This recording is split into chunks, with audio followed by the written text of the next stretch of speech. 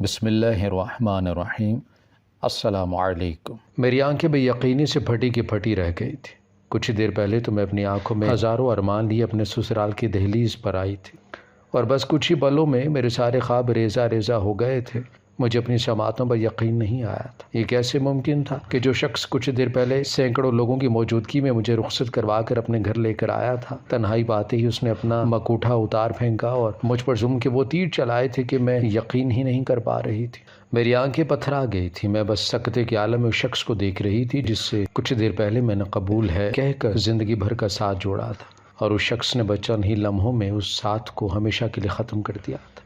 سرخ شرارہ پہنے اپنے پیا کی سیج پر بیٹھی تھی اور اس بات کی منتظر تھی کہ کب وہ کمرے میں آتا اور مجھے دیکھ کر بے اختیار اپنی محبت کا اظہار کرتا، ملن کی اس رات کو اپنے جذبات سے سرشار کرتا۔ لیکن میرے شوہر نے کمرے میں آ کر مجھ پر ایسا آسمان گرایا تھا کہ میں کچھ سوچ سمجھ نہیں پائی تھی۔ مجھے تو اتنا موقع بھی نہ ملا تھا کہ میں اسے گریبان سے پکڑ کر اس سے پوچھتی تو صحیح، کیوں اس نے میرے ساتھ اتنا بڑا ظلم کیا ہے؟ جب چھوڑنا ہی تھا تو ہاتھ پکڑا کیوں مجھ سے نگاہ کیا، کیوں میری زندگی برباد کی؟ لیکن میرے کسی بھی سوال کو کرنے سے پہلے ہی وہ مجھے تنہا کمرے میں چھوڑ کر جا چکا تھا، اور میں بے یقینی سے کبھی اپنے ہاتھوں کو لگی مہندی کو دیکھتی تو کبھی اس مہندی میں لکھے اس نام کو جسے میں نے کل رات سے اب تک نہ جانے کتنی بار پڑھ لیا تھا۔ ہر بار اس نام کو اپنے لبوں پر دہراتے میرے من میں ایک عجیب سی کیفیت طاری ہو جاتی تھی۔ آنے والی رات کا سوچ کر جذبات کا ایک طوفان سا سر اٹھانے لگتا تھا، لیکن جب یہ رات آئی تو سب کچھ تہس نہس ہو گیا۔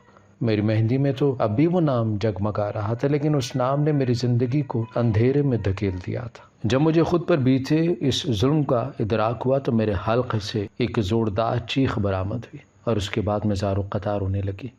میں نے اپنے وجود سے سارا زیور نوچ ڈالا تھا اور اس بڑے سے گھونگھٹ سے اپنی جان چھڑائی تھی جس کے وزن تلے میں کافی دیر سے سر جھکائے بیٹھی تھی۔ میرے کانوں میں طلاق کے لفظ گونج رہے تھے، اور مجھے سمجھ نہیں آیا تھا کہ میرے شوہر حمزہ نے میرے ساتھ ایسا کیوں کیا۔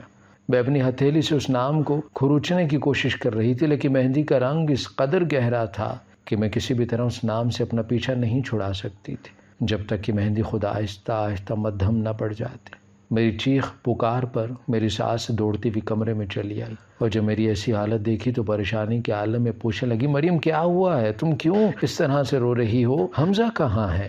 میں نے اپنے سرخ آنکھوں سے اپنی ساس کو دیکھا اور کہا کہ آپ کا بیٹا میرے دامن پر طلاق کا داغ لگا کے جا چکا ہے۔ آپ مجھے بتائیں گے یہ سب کیوں ہوا ہے؟ کہ آپ نے اپنے بیٹے کی شادی زبردستی میرے ساتھ کروائی تھی؟ کیا وہ کسی اور کو پسند کرتا تھا، یا پھر کوئی اور بات تھی؟ آخر کیوں شادی کی رات اس سے مجھے طلاق دے دی؟ کیا قصور ہے میرا؟ کیا منہ دکھاؤں گی میں دنیا والوں کو، اور میرے ماں باپ، ان پر کیا قیامت گزرے گی؟ طلاق کا لفظ سن کر میری ساس کا بھی منہ کھلا کا کھلا رہ گیا، اور پھر وہ میرے قریب آئی اور انہوں نے میرے آگے ہاتھ جوڑ دیے اور کہنے لگیں کہ مریم میں تمہیں خدا کا واسطہ دیتی ہوں، خاموش ہو جاؤ، گھر میں مہمان موجود ہیں اور بھی لوگ ہیں۔ میں نہیں چاہتی کہ کسی کو بھی اس بارے میں خبر ہو کہ میرا بیٹا تمہیں چھوڑ کے چلا گیا ہے۔ صبح ہوتے ہی یہ سارے مہمان چلے جائیں گے اور پھر ہم سوچیں گے کہ کیا کرنا ہے۔ بس آج کی رات تم خاموشی سے گزار لو۔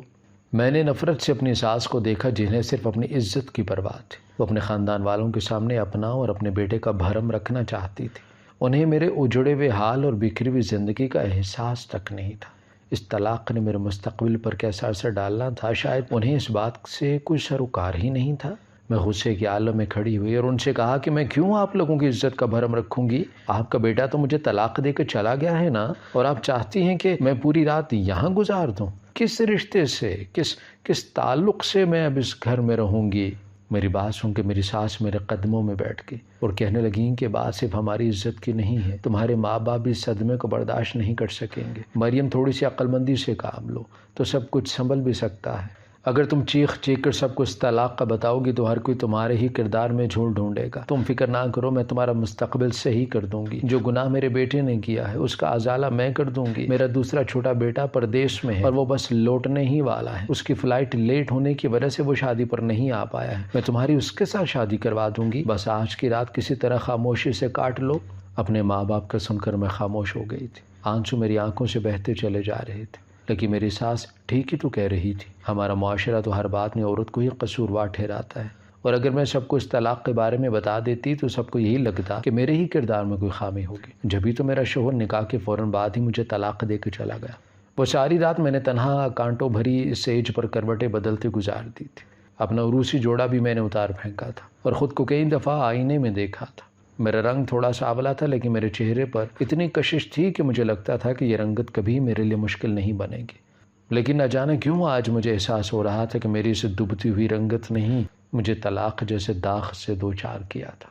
بڑی مشکل سے رات کا ایک ایک پل گزارا تھا، اور پھر اگلی صبح میری ساس کمرے میں آئی تو وہ میری شکر گزار ہوئی اور کہنے لگی، مریم تم نے میری بات مان لی، میں ساری زندگی تمہاری احسان مند رہوں گی۔ میں چاہتی ہوں کہ میرے چھوٹے بیٹے احمد سے تمہاری شادی ہو جائے، لیکن تم شادی کے بعد اسے اپنا چہرہ نہ دکھانا، بلکہ مہینے بھر اس سے اپنا چہرہ چھپا کر رکھنا۔ میں تمہارے چہرے پر ایسا ہلدی والا محلول لگاؤں گی کہ تم بہت زیادہ خوبصورت ہو جاؤ گی، اور دیکھنا میرا بیٹا تمہارا دیوانہ ہو جائے گا۔ تم اس گھر میں راج کرو گی، راج، لیکن بس یہ ایک مہینہ تم بہت احتیاط سے گزارنا۔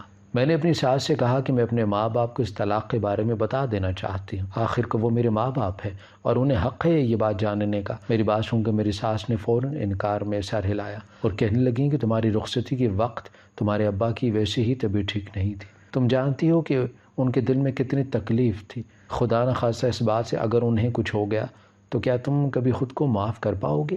تمہارے ماں باپ تمہیں ہنستا بستا اور خوش دیکھنا چاہتے ہیں، اور میں تمہیں یقین دلاتی ہوں کہ میرا دوسرا بیٹا تمہیں زندگی کی ہر خوشی دے گا، اسی لیے اپنے ماں باپ کو یہ بات ہرگز بھی نہ بتانا۔ اپنی ساس کی بات سن کر مجھے لگا کہ وہ ٹھیک ہی تو کہہ رہی ہے۔ میرے ابا کافی عرصے سے دل کی تکلیف میں مبتلا تھے، اور اماں کو تو کینسر جیسی بیماری تھی۔ میرا ایک بڑا بھائی تھا جو مجھ سے صرف سال بھر بڑا تھا، اور میں اکلوتی بیٹی تھی۔ میرے ماں باپ دونوں ہی مجھے ہنستا بستا دیکھنا چاہتے تھے، ایسے میں اگر انہیں میری طلاق کا علم ہوتا تو شاید وہ دونوں جیتے جی مر جاتے، اور اسی لیے میں نے اپنی زبان کو تالا لگا لیا تھا۔ شام کے وقت میری ساس نے بتایا کہ ان کا بیٹا پردیس سے واپس آ گیا، وہ میرا اور اس کا نکاح پڑھوا ہی رہی ہیں۔ میں نے بھی خاموشی سے رضامندی دے دی، اور یوں کچھ دیر میں قاضی صاحب نے آ کر میرا نکاح احمد کے ساتھ پڑھا دیا، جو کہ میرے پہلے شوہر حمزہ کا چھوٹا بھائی تھا۔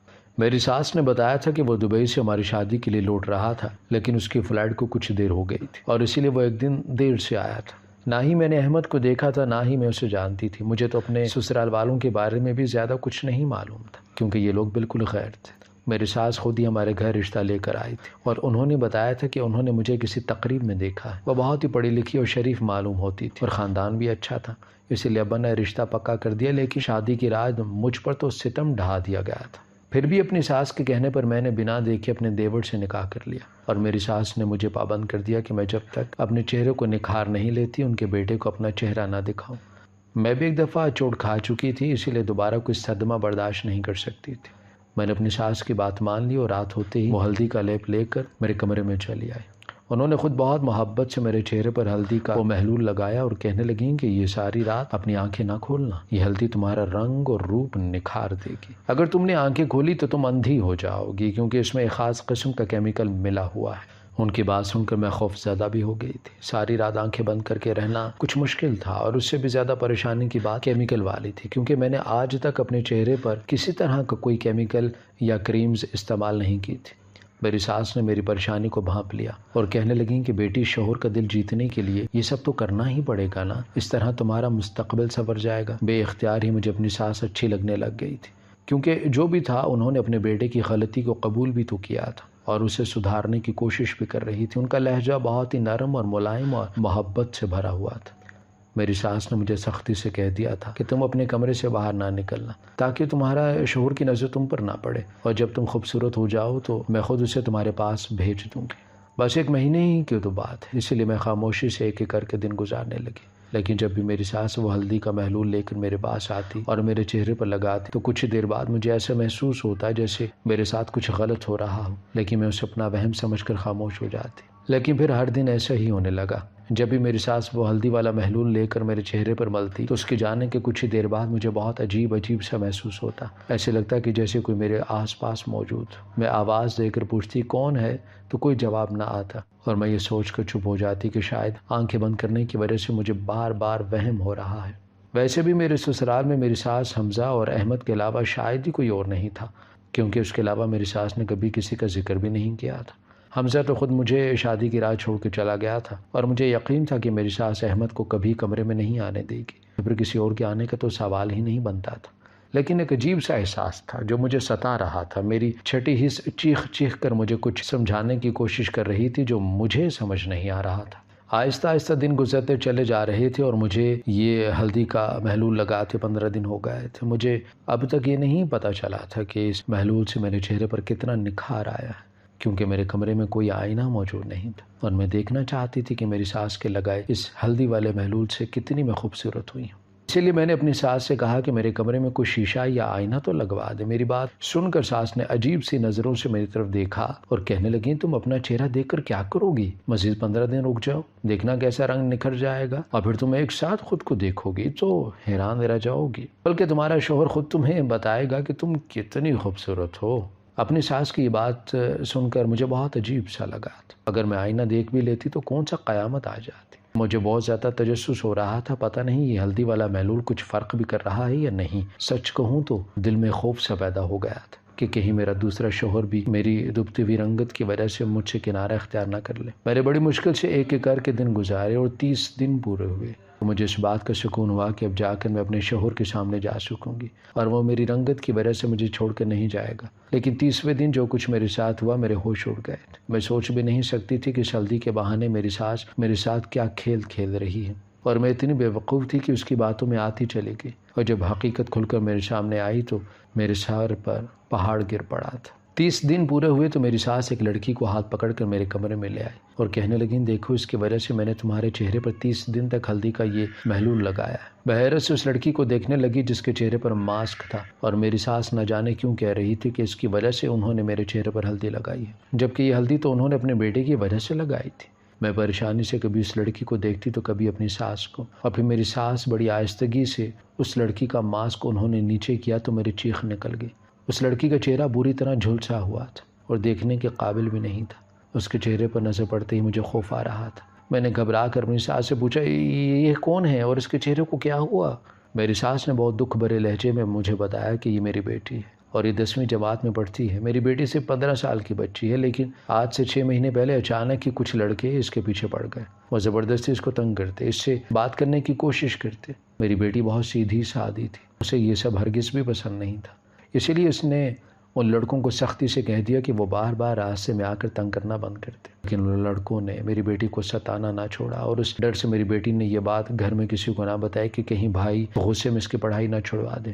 پھر ایک دن ایک لڑکے نے بغیرتی کی تمام حدیں پار کرتے ہوئے میری بیٹی کو راستے میں روک کر اس کا ہاتھ پکڑ لیا تو میری بیٹی نے غصے میں اس کے چہرے پر ایک زوردار تماچا دے مارا۔ اس کے بعد سے وہ لوگ میری بیٹی کے پوری طرح دشمن بن گئے تھے۔ پھر ایک دن اسی لڑکے نے راستے میں تیزاب کی بوتل میری بیٹی کے چہرے پر پھینک دی۔ خوبصورت جوان بیٹی کا چہرہ بری طرح جل گیا۔ وہاں موجود لوگوں نے اسے اسپتال پہنچایا، ہمیں خبر دی گئی، اور جب ہم اسپتال پہنچے تو میری بیٹی کا چہرہ دیکھنے لائق بھی نہیں رہا تھا۔ تیزاب نے اس قدر زیادہ اثر کیا تھا کہ اس کے چہرے کے نقوش تک خراب ہو چکے تھے۔ میں ایک ماں تھی اور اپنی بیٹی کو ایسے دیکھ کر میرا دل غم سے پھٹنے لگا تھا۔ میرا بس نہیں چاہ رہا تھا کہ کہیں سے وہ لڑکا مجھے مل جائے اور میں اسے زندہ جلا کر راکھ کر دوں۔ نہ جانے وہ کون لڑکا تھا، اس کے گھر والوں نے اس کی کیسی تربیت کی تھی جو اسے کسی دوسرے کی عزت کو خراب کرتے ہوئے خوف خدا تک نہیں تھا۔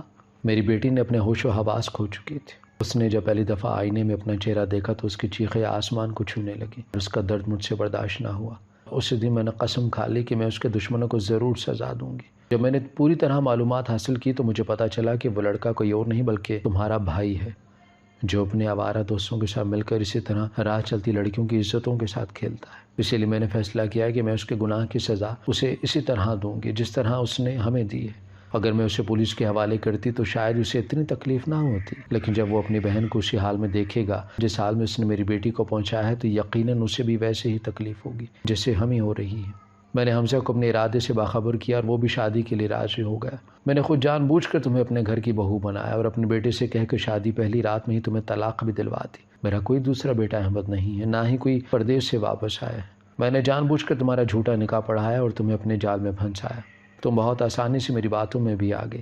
میں نے ہلدی والے محلول کے نام پر تمہارے چہرے پر ایسے کیمیکل لگائے ہیں جنہوں نے آہستہ آہستہ تمہاری پوری جلد کو خراب کر دیا ہے، اور اب جیسے ہی تم ذرا سی بھی دھوپ میں نکلو گی تو تمہارا پورا چہرہ جل جائے گا۔ آج میرا انتقام پورا ہو چکا ہے۔ میری بیٹی کے چہرے کو اچھی طرح یاد رکھو، کیونکہ کل کو تمہارا چہرہ بھی ایسا ہی ہونے والا ہے، اور پھر تمہارے بھائی کو احساس ہوگا کہ کسی کی بیٹی کی زندگی خراب کرنے کا کیا انجام ہو سکتا ہے۔ اپنی ساس کی بات سن کے میرے ہوش اڑ گئے تھے۔ میں شادی شدہ نہیں بلکہ طلاق یافتہ تھی۔ میری ساس بدلے کی آگ میں جل کر نہ صرف میری زندگی برباد کر دی تھی بلکہ میرے چہرے کو بھی بگاڑ دیا تھا۔ میں نے بھاگ کے دوسرے کمرے میں لگے آئینے میں جا کر اپنا چہرہ دیکھا تو میری چیخ نکل گئی۔ میرا چہرہ پوری طرح کالا پڑ چکا تھا۔ لٹکی ہوئی کھال اس بات کی ضمانت دے رہی تھی کہ میری ساس کی بات بالکل ٹھیک ہے۔ میرے دھوپ میں نکلتے ہی میرا چہرہ پوری طرح جل جائے گا۔ میں نے روتے ہوئے اپنی ساس سے کہا کہ میرے بھائی کے گناہ کی سزا مجھے کیوں دے دی گئی؟ میرا کیا قصور تھا؟ میں نے تو کچھ بھی غلط نہیں کیا۔ میری بات سن کر میری ساس مسکرائی اور کہنے لگی، پہلے میں نے بھی یہی سوچا تھا، لیکن پھر جب ارد گرد سے تم لوگوں کے بارے میں معلومات حاصل کی تو مجھے پتہ چلا کہ تمہارے ماں باپ اور تم اپنے بھائی کے کرتوتوں سے اچھی طرح واقف ہو، لیکن پھر بھی تم لوگوں نے کبھی اسے سمجھانے یا روکنے کی کوشش نہیں کی، بلکہ اسے اس کی عمر کی شرارت کہہ کر نظر انداز کر دیا۔ نہ جانے کتنے لوگ پہلے بھی تمہارے گھر تمہارے بھائی کی شکایت لے کر آ چکے تھے، لیکن اس کے باوجود بھی تم لوگوں نے کبھی اپنے بھائی کے خلاف کوئی ایکشن نہ لیا، اور یہ اسی کا نتیجہ تھا کہ اس نے میری بیٹی کے چہرے کو تیزاب سے جلانے میں بھی کوئی آر نہ سمجھی۔ اگر تمہارے ماں باپ اور تم مل کر اپنے بھائی کو سمجھاتے تو شاید وہ کبھی اتنا زیادہ نہ گرتا، اور اسی لیے میں نے فیصلہ کیا کہ اس سے زیادہ غلطی تمہاری اور تمہارے ماں باپ کی ہے، اسی لیے سزا کے حقدار بھی تم ہی لوگ ہو۔ تمہارا اب ہم سے کوئی تعلق نہیں ہے، تم اپنے گھر واپس جا سکتی ہو۔ اپنی ساس کی بات سن کر میرے قدموں تلے سے زمین نکل گئی۔ میں نے ایک نظر اس لڑکی کے چہرے پر ڈالی جو پوری طرح جھلسی ہوئی تھی، اور اس وقت مجھے احساس ہوا کہ واقعی میں اپنے بھائی کو کس قدر غلط بڑھاوا دیا کرتی تھی۔ کبھی ابا اسے ڈانٹنے کی کوشش بھی کرتے تو میں سامنے آ کر اسے بچا لیتی، اور شاید میری ایسی غلطی کا نتیجہ تھا نہ صرف اس لڑکی کی زندگی برباد ہوئی بلکہ میری اپنی زندگی بھی برباد ہو چکی تھی۔ میری ساس نے ہاتھ پکڑ کے مجھے گھر سے باہر نکال دیا تھا۔ باہر سورج کی روشنی پوری آب و تاب سے چمک رہی تھی۔ میں نے اپنے چہرے کو دوپٹے کے پلو سے چھپایا اور روتے دھوتے بامشکل اپنے گھر پہنچی۔ میرے ماں باپ مجھے دیکھ کر دنگ رہ گئے، کیونکہ پچھلے ایک مہینے سے میرے کہنے پر وہ مجھ سے ملنے کے لیے نہیں آئے تھے۔ جب میں نے انہیں خود پر بیتی ہر بات بتائی تو وہ دونوں فرش پر بیٹھ کر رونے لگے، اور میرا بھائی تو اسے یقین ہی نہیں آیا کہ اس کے کیے کی سزا مجھے کس طرح سے دی گئی ہے۔ وہ ہاتھ جوڑ کر مجھ سے معافی مانگنے لگا، لیکن میں نے اس کے ہاتھ جھٹک دیے اور کہا کہ پہلے وہ ہر اس لڑکی سے معافی مانگ کر آئے جس کے ساتھ اس نے کسی بھی طرح کی زیادتی کی ہے۔ اگر آج میں اسے اتنی آسانی سے معاف کر دیتی تو شاید کل وہ پھر کسی غلط راستے کا مسافر بن جاتا۔ میرا بھائی مجھ سے بہت محبت کرتا تھا، اور میری خاطر ہر وہ اس لڑکی کے دروازے پر گیا تھا جس کے ساتھ اس نے کسی بھی طرح کا غلط سلوک کیا تھا۔ آہستہ آہستہ سب نے ہی اسے معاف کر دیا تھا، لیکن پھر بھی میں اسے معاف نہیں کر پائی تھی، کیونکہ اس کی معافی نہ ہی حمزہ کی بہن کے چہرے کو صحیح کر سکتی تھی اور نہ ہی میرے چہرے کو۔ آج میری عمر 40 سال ہو چکی ہے۔ میں اپنی جلی ہوئی جلد کے ساتھ اپنے باپ کی دہلیز پر بیٹھی ہوں۔ میرا بھائی مجھے دیکھتا ہے تو اسے اپنے گناہوں کا احساس ہوتا ہے۔ وہ ہر روز ندامت کے آنسو بہاتا ہے۔ کبھی کبھی ہم انسانوں کو صحیح راستے پر آنے میں اتنا وقت لگ جاتا ہے کہ پھر ماضی میں کی گئی غلطیاں ٹھیک نہیں ہو پاتی، اور میرے بھائی نے بھی جو غلطی کی تھی وہ معافی مانگنے کے باوجود بھی ٹھیک نہیں ہو سکی تھی۔ میں نہیں جانتی تھی کہ کب تک میں اسی طرح اپنے باپ کی دہلیز پر بیٹھی رہوں گی۔ میری ماں تو کینسر سے انتقال کر چکی تھی، اور باپ یہ بستر پر بیمار پڑا ہے۔ مجھے اپنے مستقبل کا کچھ علم نہیں تھا۔ آپ لوگ بتائیں گے جو کچھ میرے ساتھ ہوا ہے کیا وہ ٹھیک تھا؟ کیا مجھے میرے بھائی کے گناہوں کی سزا ملنی چاہیے تھی؟ کیونکہ میں نے ایک بہن ہونے کے ناطے اسے صحیح راستہ بتانے کی بجائے اس کے غلط کاموں میں ہمیشہ اس کی طرفداری کی تھی۔ میری ماں تو میرا غم اپنے دل میں لیے اس دنیا سے جا چکی ہے، اور اب میرا باپ بھی اپنی آخری سانسیں جی رہا ہے، لیکن میں اور میرا بھائی نہ جانے اور کتنا وقت اسی اذیت میں کاٹیں گے۔ ایک اور شام کا سورج آہستہ آہستہ ڈوب رہا ہے، اور ساتھ ہی زندگی کو لے کر میری امیدیں بھی دم توڑتی چلی جا رہی ہیں۔ آپ لوگوں سے دعاؤں کی درخواست ہے۔ ہماری ویڈیو اگر آپ کو پسند آئی ہے تو ضرور لائک کیجیے، اپنی رائے دینا چاہیں تو کمنٹس کیجیے، اچھی لگے تو شیئر کیجیے۔ اس کے ساتھ ساتھ اگر آپ نے ہمارا چینل سبسکرائب نہیں کیا تو ضرور کیجیے، اور بیل آئیکن پر لازمی کلک کیجیے تاکہ ہماری ہر آنے والی ویڈیو آپ تک بر وقت پہنچ سکے۔